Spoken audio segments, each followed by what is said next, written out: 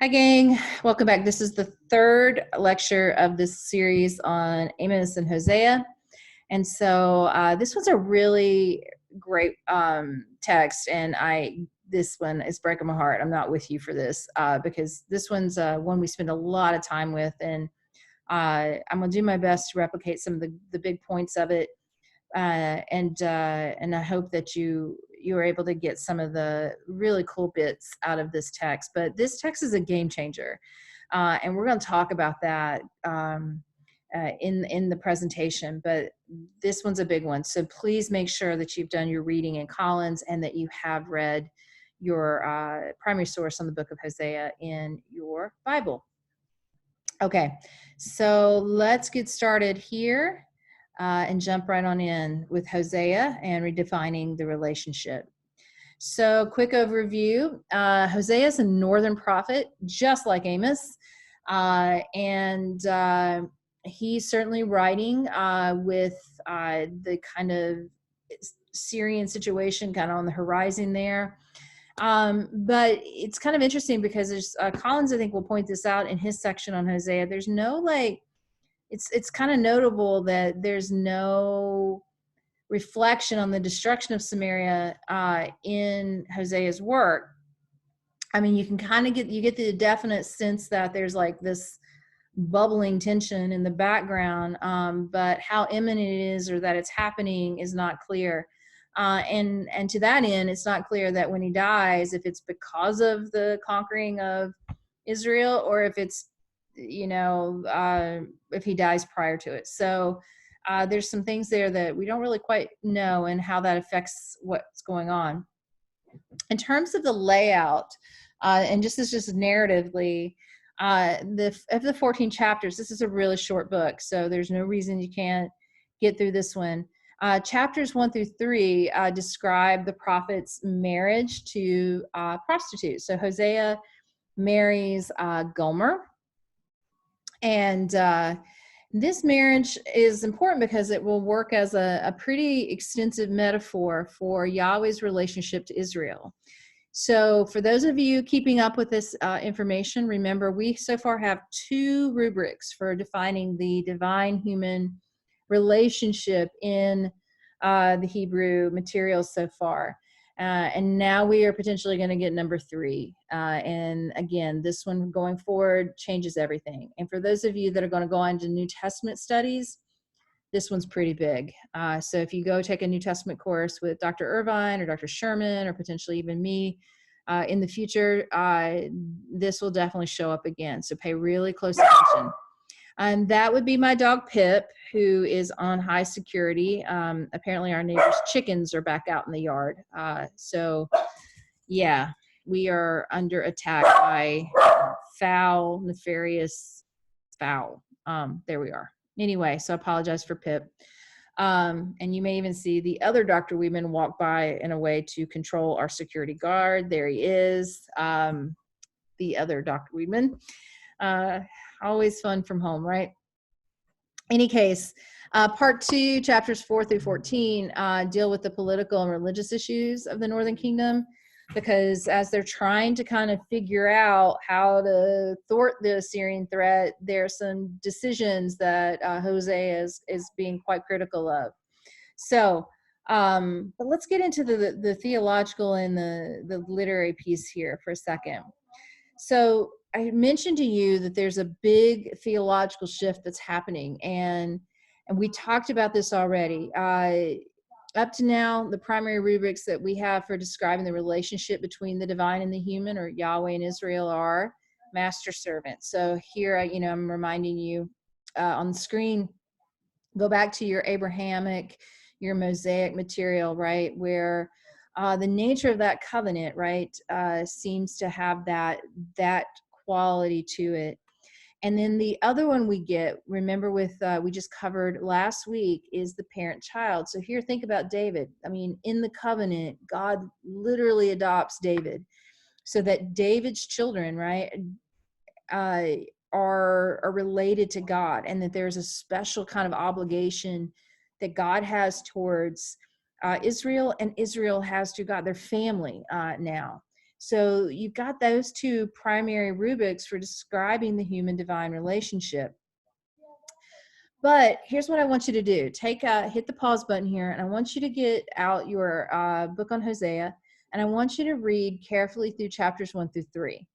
And as you pause this lecture, there's a couple things I want you to do. Can you pick out the new rubric and how that rubric is working between Yahweh and Israel? And then if you pick it out, I want you to then think, okay, remember we kind of do this, trust your instincts. What's the impact of that new rubric for how the Israelites are to understand their relationship with God? What's changed? What's new? And why is it so important? Right? So when you're done there, unpause me and we'll come back to this. So if you were paying attention, you probably picked up marriage, right? And in chapters 1 through 3, we get this just really vivid, right, set of imagery, this poetic style of writing. And the story is we have Hosea, who's told by Yahweh to marry a prostitute named Gomer. And remember the nature of the job of a prostitute. A prostitute exchanges service for money. And there also, your textbook will mention this, and several scholars have noted this, that there's also the job in Near Eastern communities of a sacred prostitute, someone who works in the temple. So there's certainly these element of foreign gods and the idolatry piece to this. But one of the things I want you to do is to think about, as you're reading through that chapter, how the narrator seems to shift, right? At one moment, it looks like it's Hosea that's speaking, and the next moment, it looks like it's Yahweh. And I think that's a really important indicator that something is up, right? So the marriage of Hosea and Gomer functions here as a metaphor, right, for the relationship between Yahweh and Israel. So at one moment, we're kind of thinking, we're talking about Hosea and Gomer, and then suddenly we're like, whoa, who else is in this? And it looks like it's Yahweh and Israel. But the marriage model is kind of an interesting one because it introduces our third rubric, which we're going to call the spousal rubric, right? And that's significant because it shifts dynamics. So if you're thinking about the nature of these relationships, think about the nature, the dynamics or elements in those relationships. When you were thinking about master servant or even parent child, there's kind of a dependency piece there, right? I often use this in describing, that was my cat, Phineas. You're getting the whole family tonight, guys. In any case, I often use this as an example. I say, I love my children, but I love my husband more. And, that can be, and you saw the Dr. Weedman walk by. He's kind of cute. So maybe that makes sense. But what I'm saying there is something important, because I'm making a distinction. The distinction I'm making is that with the other Dr. Weedman, there is a kind of choice, right? Which is not necessarily true with my children. Now, I love my girls. I've talked about them quite ad nauseum in our classes. But the girls aren't necessarily, the way that relationship works is that those girls aren't free to love me. They don't get to choose the relationship. That can change over time, especially as they become adults. But even so, there's always a dynamic that's built in between a parent and a child, right? That they're never really totally free. Where in the relationship with my better half, there's a lot more freedom. I mean, you really have to choose to love someone who still cannot figure out where the towel rack is or how to change the toilet paper roll when it's empty. That's choice to love someone right there. So, that's a really important piece, because, and all kidding aside, is that what you see here is in the spousal model, a movement to what is a gift-based relationship, meaning that it's going to take on some new elements. So thinking about Gomer here. Hosea, right? If Hosea is Yahweh and Gomer is Israel, in this metaphor that we're working with, right? If she's Israel, that means that the charge against Israel is the selling of itself, either in terms of religious, right, to the Baal, or in terms of exchanging its land and selling away that which belongs to the people, the covenant, the land that was absolutely promised, right? And so the charge against Israel, and Amos kind of alludes to this too, though he's way more on social justice, is that there's a kind of idolatry, this selling of all the promises that and trading on the covenantal promises by the Israelites, right? And so like a prostitute, Israel, God has bound himself to this unfaithful partner, and who continues to, for money and for wealth or other things of the world, continues to sell themselves rather than remain faithful to their spouse, right? So we see that dynamic play out over those first 3 chapters, right? So to make that work, right, the change here, the shift, what you see is in the spousal model for the gift, it has to be, one, freely offered, right? To be truly free. This is why I use the Dr. Weidman in this, right? As my partner, it has to be freely offered, and it has to be able to be freely received, right? So this is moving from a dynamic of a hierarchy or dependency into sort of a more equal or equitable relationship, right? Where the 2 persons engaged in the promise or the covenant can, right, have some true freedom in the choices they make. Because if you're dependent, like my kids are on, say, my husband or I, or in a master servant, so think about an employment situation or even a teacher-student situation, right, where one person really has an obligation and a responsibility, but they also have all the freedoms, right? That, there's an inferior person in the relationship that's not as free as the other person. So that situation between equals. So the shift here is pretty profound, and it suggests then that the new model or the new relationship that God or Yahweh is entering into with the Hebrews is one that is a marriage base.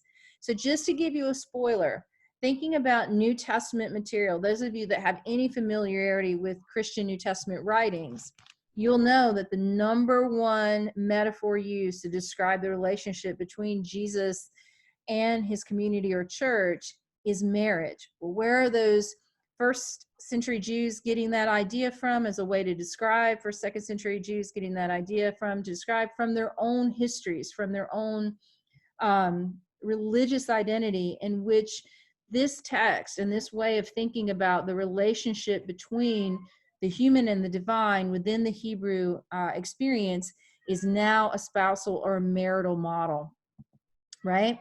One more thing, if you were reading through chapters 1 through 3, some of you may have been like, hey, this is kind of crazy. And I would say to you that there have been plenty of other scholars that have noted it, especially when you think about women and children in this. These are vulnerable groups, right? So for example, in chapter 2, there's the indictment and then the punishment that follows. And we never hear Gomer speak. We do not hear her children speak. And the punishment is frankly quite violent at times, and it can be pretty disturbing in the imagery that comes through. And there's a lot of scholars, especially feminist scholars, who have kind of looked at this and really brought out and teased out some questions to the text.